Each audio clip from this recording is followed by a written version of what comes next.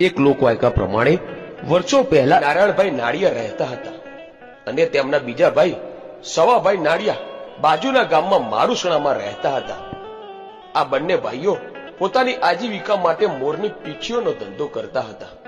બંને ભાઈઓ મોરની પીંછીઓ ખરીદવા દૂર દૂર સુધી ગામોમાં જતા। હવે એક દિવસ બન્યું એવું કે આ બંને ભાઈઓ ગામથી દૂર મોરની પીંછી ખરીદવા જતા રહ્યા।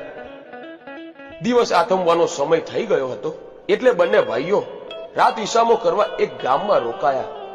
આ ભાઈ રોજ 3 માતાજીની પૂજા ભક્તિ કરતો હતો। આ બંને ભાઈઓને એમ થયું આપણે પણ એક માતાજી આપણા ગામમાં પૂજવા લઈ જઈએ। સવારે એક દેવીનું કોડાયું અને લાલ કંકણ આપતા કહ્યું કે લો આ દેવી અને તેમની સવાર સાંજ પૂજા કરજો। સવા ભાઈઓ તો આ કોડાયું અને લાલ કંકણ પોતાની પાઘડીના છેડે બાંધી પાઘડી માથે મૂકી બંને ભાઈઓ ઘર તરફ ચાલતા થયા। આ બંને ભાઈ